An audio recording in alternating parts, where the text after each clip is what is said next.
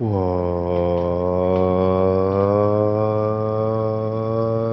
is up, YouTube? We are back recapping UFC 323.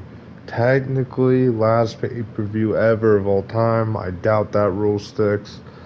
I'm sure they will have another pay-per-view, whether it's the White House card, maybe another crazy big card down in the future.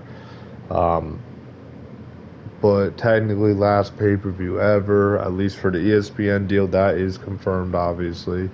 It's over. Finally. Um, I don't want to say what I want to say about ESPN on this channel because it will get flagged. However, all I gotta say is thankfully we're not doing ESPN anymore. We're gonna keep it mild, we'll keep it PG.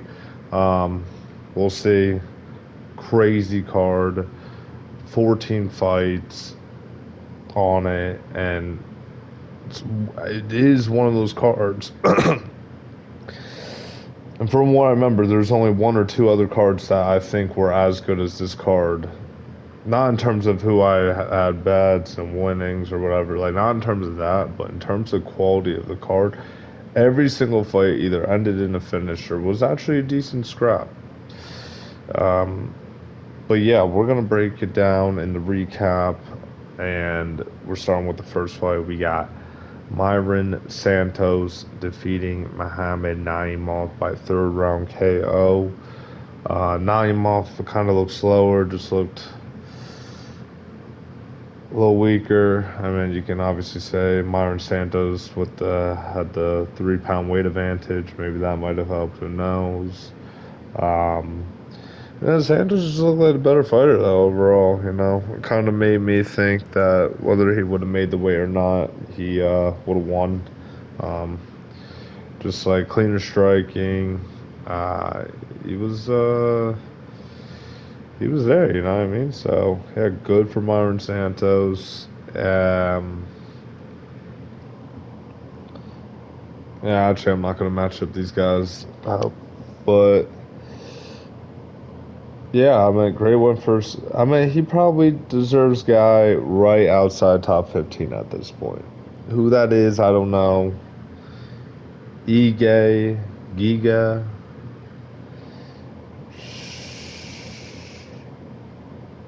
Who else? Like, I don't know. Like, those are guys, though. Giga Chikadze Day. Dan Ige. There's probably other guys I'm not even thinking about. I would say Barbosa, but he's a lightweight, and hopefully he retires. But we'll get to him in a second. But yeah, great win for Myron Santos. I think yeah, I had him winning first 2 rounds. I can't really remember that fight though, oddly enough, which is weird. Like I remember, I think Santos. Oh man, oh I'm a casual dude. It's crazy. On to the next fight though. We got Mansour Abdul Malik defeating Antonio Tricoli. First round sub. Um,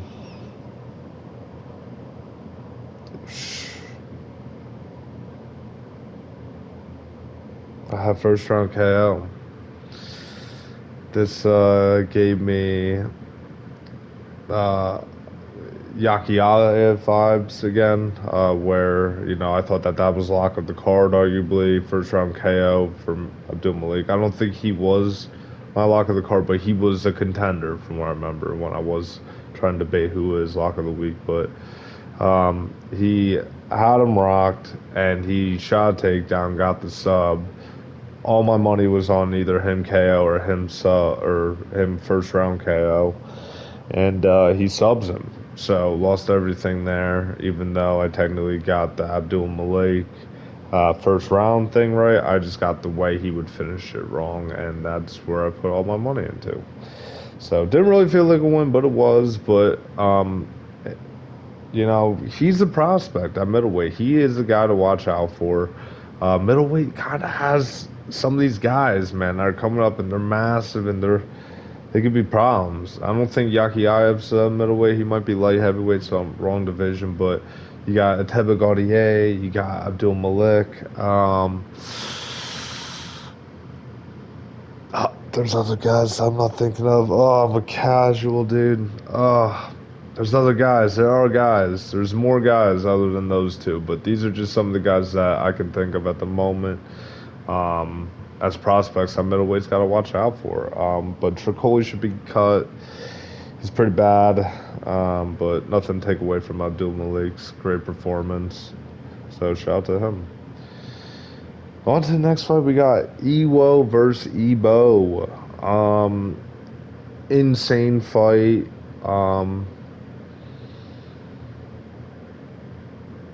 I did. This was one I was willing to get wrong, and to be fair, I did think for whatever reason, Iwo Baranowski was way smaller than he actually is, and he obviously was not as big as Ebo Aslan, but he was right there. So that was a little interesting, and I mean, it was an insane fight. I mean, people are saying it's like one of the greatest like minutes of a fight, 90 seconds of a fight of all time, and yeah, I mean, it was insane. I mean, both of them, I think, had two knockdowns each or something like that. Just there was like a legitimately like a 15 to 20-second period where they were just winging hooks, chin up in the air, and I was just like, how are these guys eating these? Like, this is crazy. But yeah, it was a great fight. I did have Aslan first round KO. That was a risk I knew going into it. Also thought Baranowski was a lot smaller than that, but no excuses. I meant Aslan did have his chances and he blew it.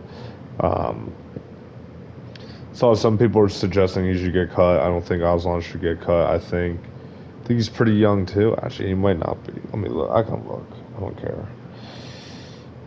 Ebo Aslan is 29. He will be 30 in April. So, but I guess that's still fairly young, especially for a light heavyweight. So, yeah, I mean, maybe give him some time to recover, learn, and hopefully be back in there. But his fight IQ is pretty bad, actually. So, some things you just can't fix, I guess. But as for Ivo Baranowski, he's got a little bit of name to himself now after this. So, very interested to see what they'll do with him next. But yeah, that was a really good fight. Really good fight. I'd imagine both of them get fight of the night bonus, like has to be, right? Honestly, a card like this shows that they should be handing out a lot more bonuses because this is like they could have such a great product if they honestly just encourage this. If a card, I don't know, if they paid out this card better, maybe people get some behind the money stuff. I don't know, who cares? But great fight. On to the next fight. We got Jalen Turner defeating Edson Barbosa by first round KO. I had Turner, but I had second round sub. Um, Barbosa rocked it for a second. I was like, oh my gosh. But then after that, Turner started putting on him. He cut him open with the elbow, I think, right before Turner got rocked. It was something weird. I don't know. But, that was a great win for Jalen Turner. Um, Even though Barbosa got put out there early, I think that's more to how good and I think still underrated Jalen Turner is. But Barbosa looked a lot better in the 2 minutes of this fight than he looked in the Jakar close fight. Yes, he got finished, whatever. But like I said, I think that just speaks to the levels above that Jalen Turner is compared to Barbosa. But I don't know. I don't know. So Barbosa should retire. Turner should get a chance at top 15. I'd be down with it. Or maybe you want to make him fight one more. I'm fine with that too. But because I know there are a lot of guys in lightweight, especially guys we're about to talk about here soon. But yeah, I had second round sub. You got it done in the first round by KO. So shout out to Jalen Turner coming back. Very interested to see what they do with him next. On to the next fight, we got Bruno Ferreira defeating Marvin Vittori by decision. Called this perfectly.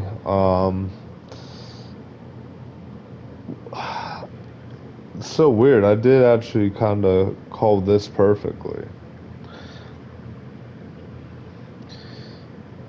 I think I had 30-27. However, when Ferreira missed weight, I'm like, ooh, this might be a split decision type thing. But I don't know. I might have said 29, 28. Either way, I did technically get it perfectly correct. Vieira just was like, I'm surprised he didn't gas out, honestly, because he was winging stuff. He was always bouncing around, moving around. So I had him winning all three rounds. Round two and three were pretty close, though. I think three was more clear to Fajera than two was, from what I remember. Yeah, I think but two and three were very, very close. So, um, it's kind of crazy. Vittori still has an insane chin too. I mean, Fajera wasn't completely landed clean, but when he was, it was like, oh my goodness. Like you could just he just Vittori just eats it. It's crazy. I couldn't believe it. But yeah, great win for Fajera. Make weight though. Like that's crazy. I'm such a big Bruno Fajera guy. I'm so mad that he missed weight. I think that kind of kills a little bit of, I wouldn't even say stock. I don't think people are really that high on him, but it kills some of your momentum in a way. Obviously UFC's not going to want to give you top 15 guy.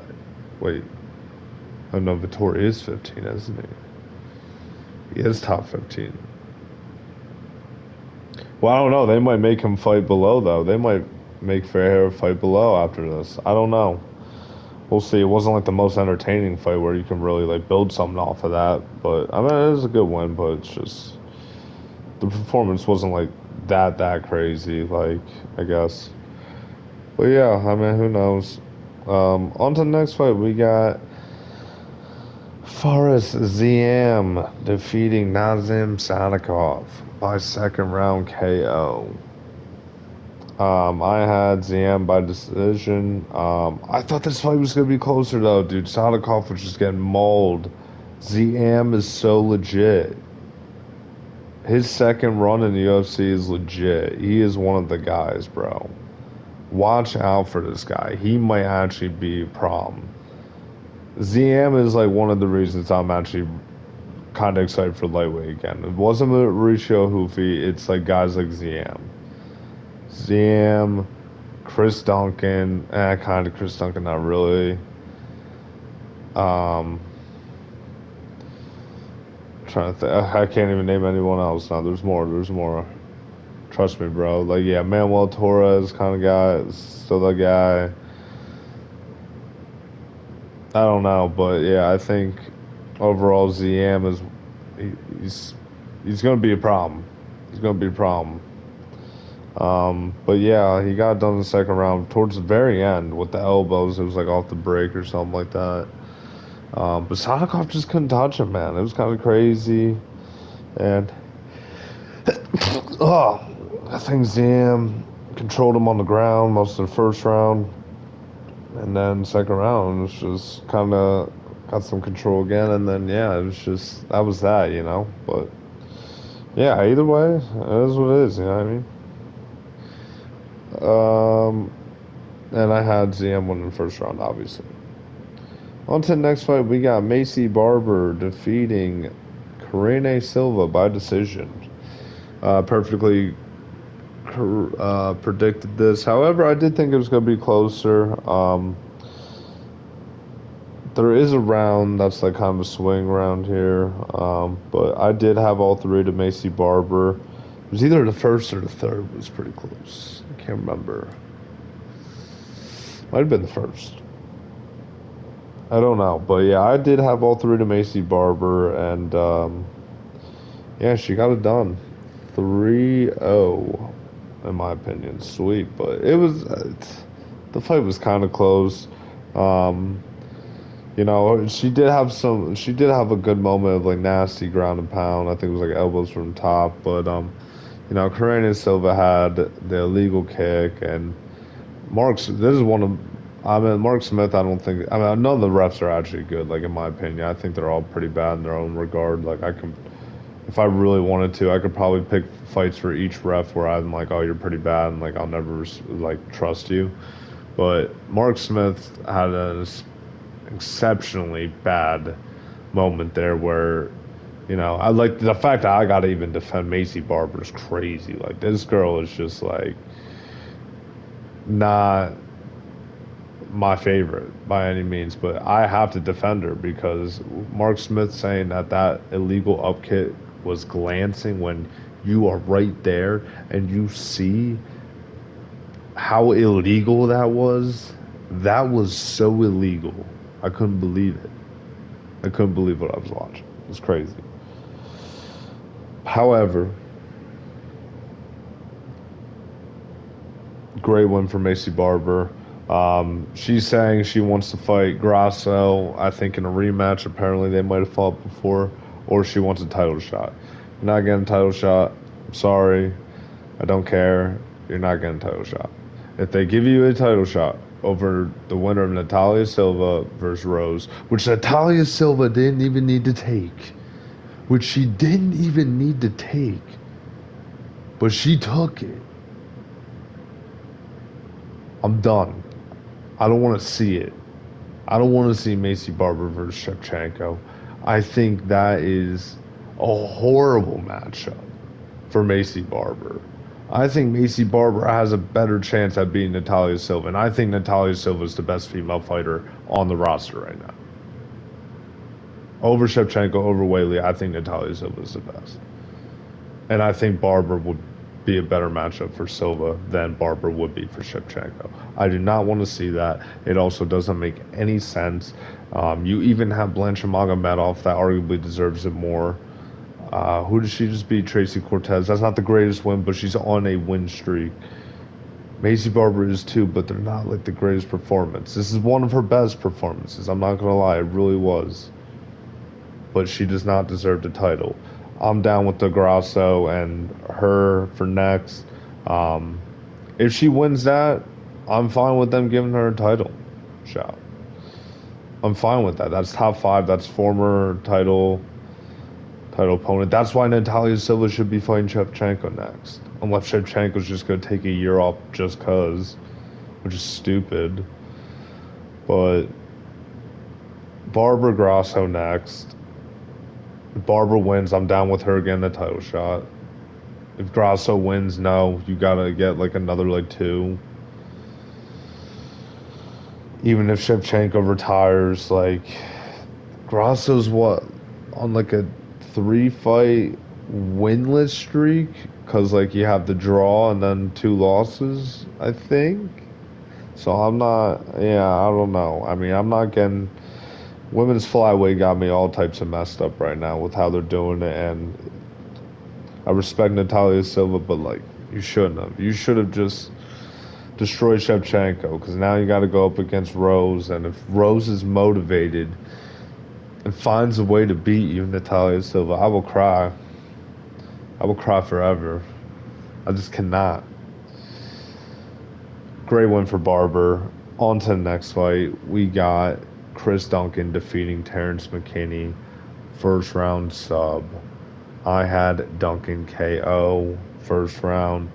I just saw McKinney. I mean, we will break down the fight in a second, but I thought McKinney's grappling would have been just too superb to get subbed by Duncan. You know, great scrambles, but the problem with McKinney is it's either he gasses out or he like wills out. I guess you can say whatever, but I mean, to be fair, he had Duncan so badly hurt. And that, I mean, this fight was actually kind of crazy. I might need to rewatch this fight tonight. This fight was crazy. It was just the fact that we had the Ewo and Ebo fight. It just kind of overshadowed it, which is crazy because I think you could argue. I mean, this fight was nuts from what I remember, and it was like everything I thought it was going to be outside of the actual sub. I thought it was going to end in KO. But Chris Duncan, watch out for him. Low key, he's right up there with ZM as like a guy you got to watch out for at lightweight.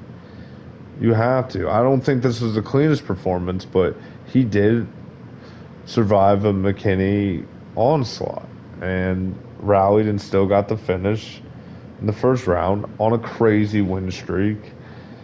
Decent competition too. Like we're talking decent. Rebecca win is legit. Um, oh, I'm thinking about the other guy to watch out for, Tom Nolan. You gotta watch out for that guy. He's way too big for that division too, like Joel Alvarez type stuff. But Um, Duncan has Rebecca. He has who else? I can look. I'm cheating. Let's see. McKinney, Rebecca. Percentage kind of has some hype. I didn't think he was that good, but it's still like a decent win. And then beat Bellagioki, which isn't like craziest fight, but these are all like 3 or 4 finishes, and the Rebecca fight was insane. That's probably his best win out of all of them. I don't know though. Oh, because Rebecca just lost to Ludovic Klein.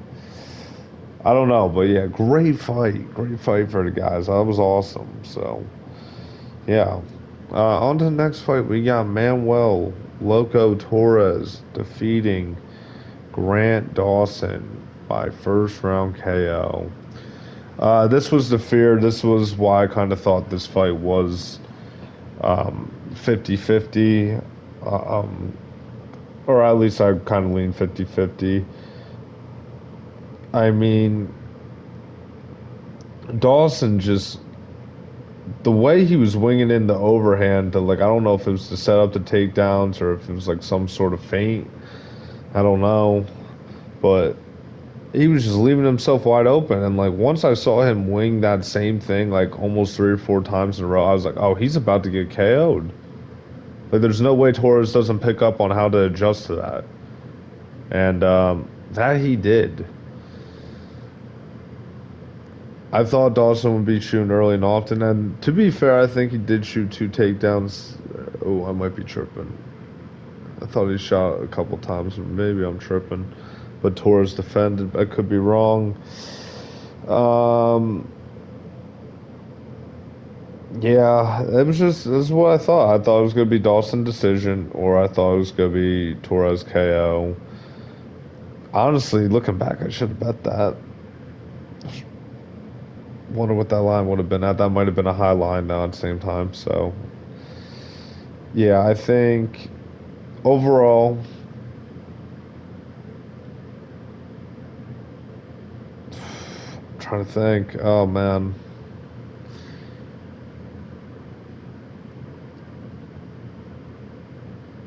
yeah, I think it's a bad look for Dawson. I don't know what you do with him. Torres is now top 15 with that, right?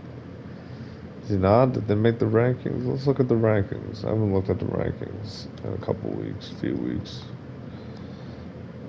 Let's see. So, because they come out with them on Tuesday, not Monday. Oh, this looks so weird. Seeing Joshua Van and Pedrion lined up together on the UFC champions or rankings as champions. That's crazy. That looks so weird. Oh man. Oh man. So,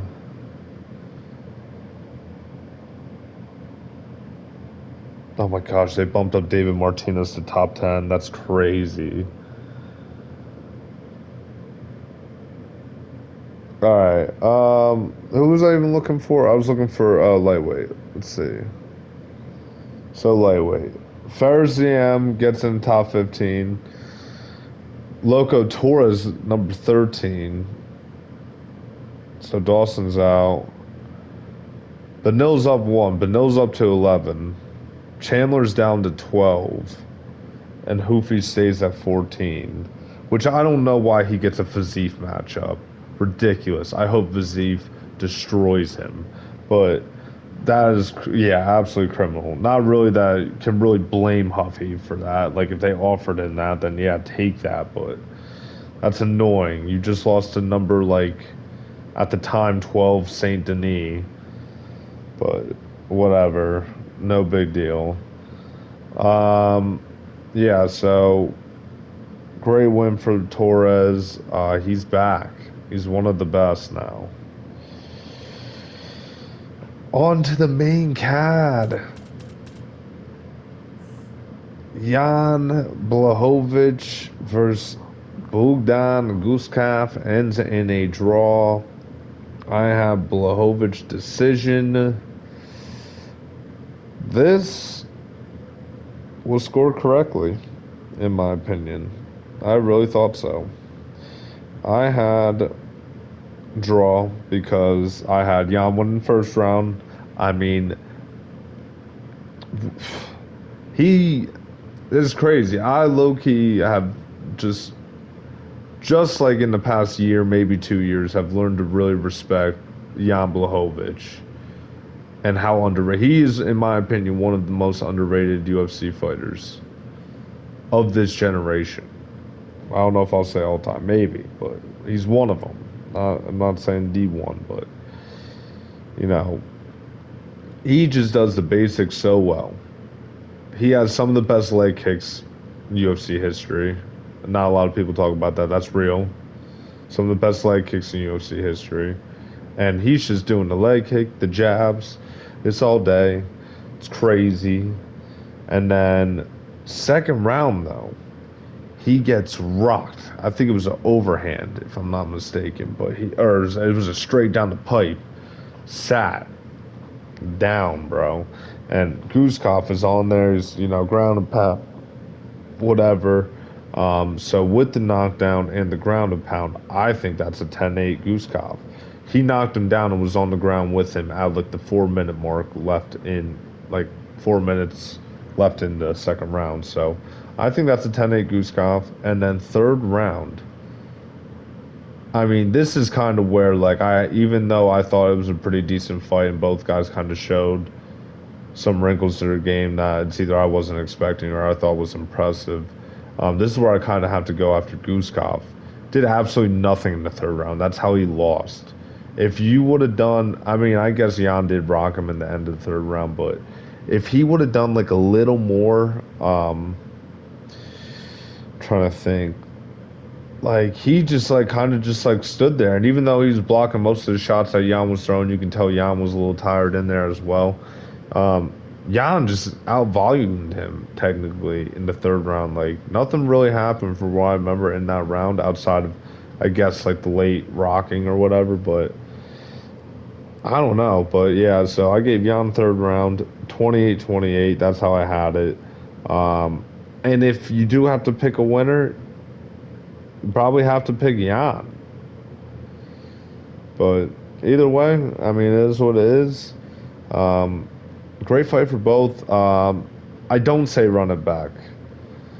I say, oh, I don't even know what you do. Um, cause like how active is Jan trying to be? You know what I mean? Like he's about to be 43, I believe, in February. I looked at this last week. Um, I don't say run it back though. I say with Gooskop, give him like a guy like right next to his ranking. Like obviously above. Like I think he still deserves like he's number 11. I don't know. What is he actually now? So yeah, I already have the rankings up. Might as well match these guys up. So Gooskop is actually up to 10 now. Rocket is down to 11. Gooskop, I'd be fine with them doing Gooskop Reyes, Gooskop Ozdemir. So I'm down with those. I'm down with those. They're like nothing too crazy high, like a top five guy again, like Blachowicz, but down with that. Blachowicz, I think you have to take on Azamat Mirzakhanov. I think you have to take on another guy that I wouldn't even say up and comer, like he's number 6, so not like one spot below you, whatever. But I think Azamat Mirzakhanov from Blachowicz is sick. I like that. Co-main event fight night. Probably could headline a fight night. You could make that work, I think, technically. Depending on where they do it. They'd probably have to stack the undercard, but they could do that technically. I don't know. But yeah. On to the next fight. We got Payne Talbot defeating Henry Cejudo by decision. I'm not a Payne Talbot fan, but it was a good performance. Yeah, I mean, I don't really like talking about this guy. This guy's kind of a tool, but either way, good performance for him. Henry was in there to throw, ate some big shots. He did get out grappled by, yeah, but whatever. you know, American wrestling, right? I guess it's so good. But yeah, I had Talbot winning all 3 rounds. Clearly, it was a great performance for him. Definitely, he's grown so much already within the year. But yeah, you know, Payne Talbot, I guess, whatever. On to the next fight, we got Tatsuro Taira defeating Brandon Moreno, second round KO, man. And this is where I started losing all my money. This is why I'm not more excited to recap this card. Because this is where I lost all the money. Or this was the start of where I lost all the money. I have Moreno decision. Moreno probably did win round 1, from what I remember. I had him. Yeah, because he had that triangle position that was weird. That was like not ever really threatening. Um, yeah, but Tyara, how did he get him down again? Why don't I remember this fight that much? Like I remember Moreno won just based off of like control or like I guess the sub threat in the first round, where like nothing happened. Second round, did Tyara I think either got like one of those sneaky trips or Moreno slipped. Like it was something weird. And then Tyara gets the back and just KOs him. Um, I actually didn't think it was that early. I can understand, but like when I saw that, I didn't think it was early. I think I was just like, oh wow, Tyara really just defeated Moreno. But yeah, I mean, Tyara is another guy that's shown a lot of improvements within the past year since I lost to Royval. I mean, granted, his last fight was against Hun Sung Park, but he is the first guy to ever finish Brandon Moreno. That's legit. I am so happy. Thank you. No, I'm joking. Yeah, I'm actually really sad I lost money there, but I'm happy for the division. That's a great new legit contender for flyweight, um, and it could potentially open up another market out over there in Asia. So yeah, we'll see what they do with him next. Moreno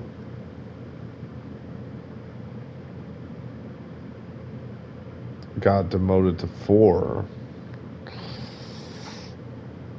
Who do you even do Moreno with next? I don't even know. I mean, Moreno, I'm a buy if I'd be down with.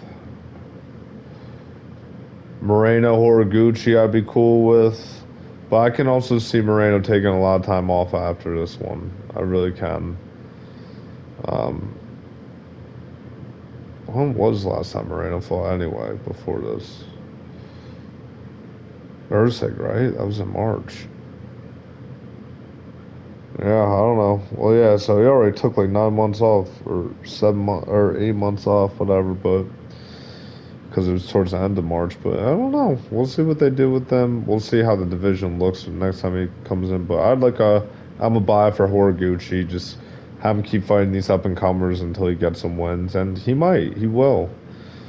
He beat Albazi and he beat Urseg, so let's have him keep doing it. It's fun, whatever. On to oh no, for Tyara, we gotta break this down. I imagine Pantoja is gonna be out for at least 6 months or so. I have a bad feeling that Tyara and Van is the next fight. They're gonna book it in like 4 or 5 months, like right before Pantoja's gonna be ready to go through a training camp. And then Pantoja's just gonna have to wait out until end of next year by the time where he'll be like 36, maybe closing in on 37 as a flyweight. And that, I don't know. But what they should do, they should try to book Tyara and Van. Oh, dude, they can't because they already announced the first 3 cards. So through the first quarter, we're already booked on everything. That's kind of annoying, actually. unless they throw it, they could technically throw it on, but like having this under the BMF title is stupid, absolutely stupid, and you can't have it above, which is also stupid. But like I get that.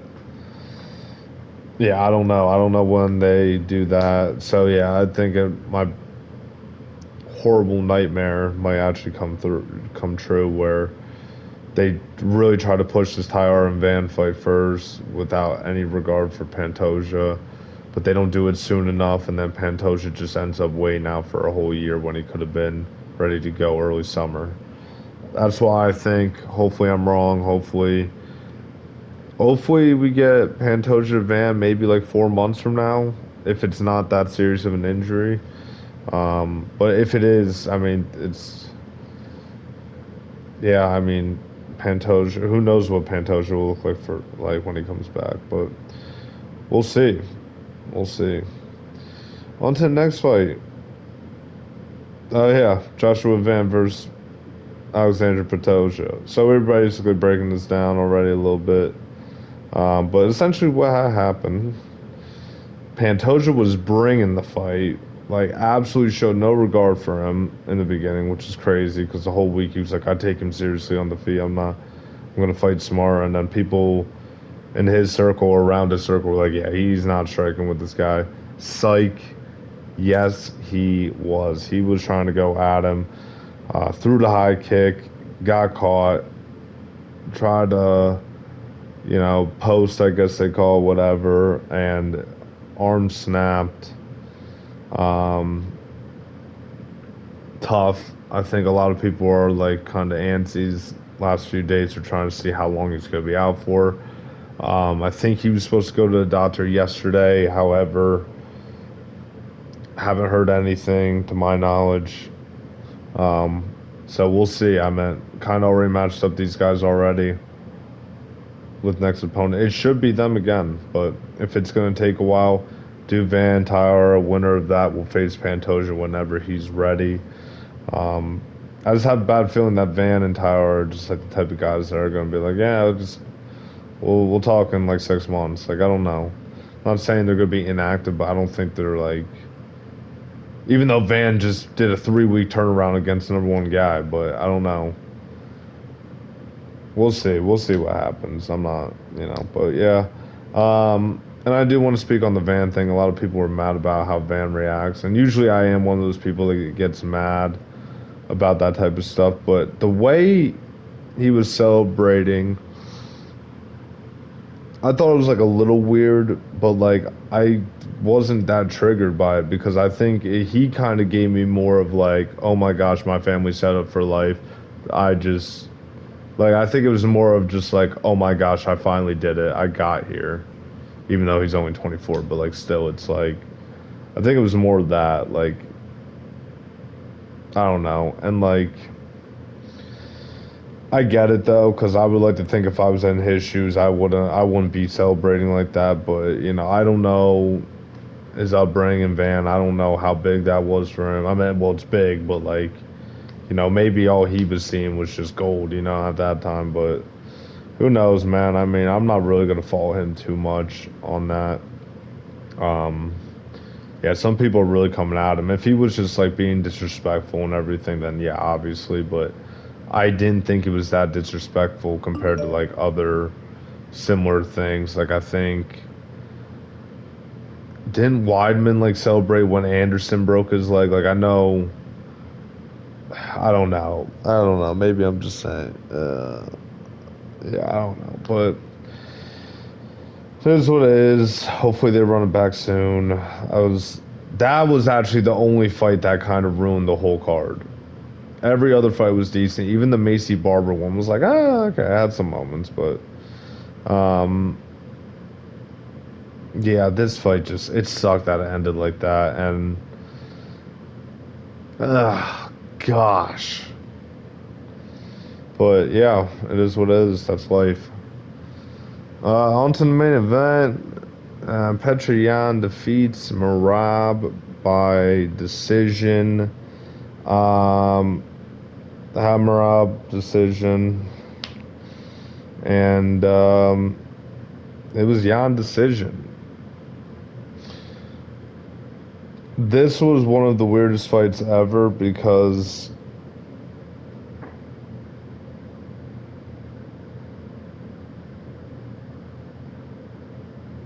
this was so weird because Petr Yan's one of my favorite fighters of all time. However, I did want Merab to win this for legacy and also kind of keeps O'Malley out of the title picture.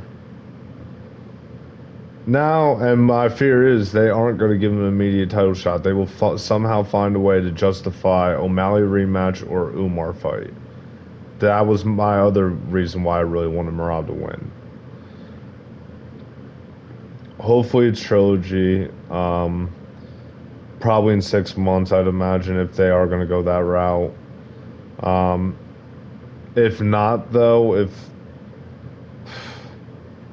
man, I don't know. You got two big bantamweight fights on that first January card. Umar's going to be out for at least, after that card, probably like 4 or 5 months, I'd imagine, because Ramadan and then training camp after that, maybe. Um, it just depends on Merab. I mean, how crazy is he? Does he want to really get back in there? And if so, it's like, when and will it happen? He should. He should get an automatic title shot again. Just based off of what he did this year alone, even though that was almost all of his title fights. It's like you have to reward that. It's a trilogy too. It's not like you have to worry about, oh, okay, well, if he wins though, then you have to run it back for a third time. No, it's not like that. But I think you have to run it. And then after that, if they run it and it's not right away, can we do Umar versus Sean O'Malley on the White House card, please? U.S. versus Russia, two big names. Winner gets the winner of Merab versus Jan, which would be crazy. I'd even probably be, would I be all right if O'Malley? I guess I would somehow be all right if O'Malley got like a Holloway Volk treatment and got a third fight, even though he lost the first two, if he were to beat Umar and Song. So I would still not like it, but you could justify it. Those are two really big wins, and if he does it on the White House card and he does it emphatically, that is a way to do it. But onto the fight itself, Petr Yan made insane adjustments. The high guard was not that big of an issue. The way he was setting up the sprawls too, like when Merab would shoot for the single legs, was kind of sick too. How he like switched stances into it, and like it was just a lot easier to sprawl when he didn't put all his weight on the back foot. That was kind of crazy. The body shots were there, especially as the fight went on. First round I had Jan, just because he kind of rocked Merab. It wasn't anything crazy, but that was enough, I thought, for him to steal the first round. Second round I had Jan again. I forget why. I mean, I think he had a takedown, and then something else happened, I believe. I can't remember, but yeah, so I had Jan in the second round, 2-0. Third round, I think I had Merab all the way up until the body shots, until the liver kick. That's kind of crazy. So 3-0 Jan at this point. And then 4 and 5 were easily Jan because of the body shots and the damage, the visual damage, visible damage. I had 5-0 Jan. I think Merab's guys are delusional, which is crazy. They seem like great coaches. They're all-time coaches. Like, a lot of respect for them. They built a lot of champions, been around the game for a while. A lot of respect. But in this regard, delusional. Saying 3-2, telling him in the corner he's up 3-0. What? Yeah, some of these rounds were not absolutely lopsided, but Dude, actually, and it's not even just them. The scorecards. When I heard 249.46 is a 240 and 148.47, I was like, did they really like Merab that much that they're trying to give him this? Like I said, I wanted Merab to win, but like I'm sitting here, I'm like, dude, I got 5-0 Jan. How do we get 249.46 and 148.47? 1 and 3, I think, are the only rounds you can like maybe justify, but even then, I was like, I did not think so, man. Rob's shots weren't even like landing that much either, too. Like, I don't know, but I would love this trilogy though. I really think Merab's gonna make some adjustments. Um, I think like I don't know. It depends how quick they do this. I don't know. I think I can see Jan. No, I think I go Merab 40, 41, 49 type thing. I think it really is that close, but if I had to pick, gun to my head, that's what I'm picking. Insane. What a life. What a life we live, but great card overall. 8 for 14 winners predicted correctly. Just got the last three fights wrong where I put like a majority of the money. And then two perfects and Bruno Ferreira decision and Macy Barber decision. Not the best night. If you faded 80%, probably did all right as well, but it is what it is, YouTube. Maybe back to hunting over the weekend. I just had to get this one out of the way, you know what I mean? But till then, it's been real. Goodbye.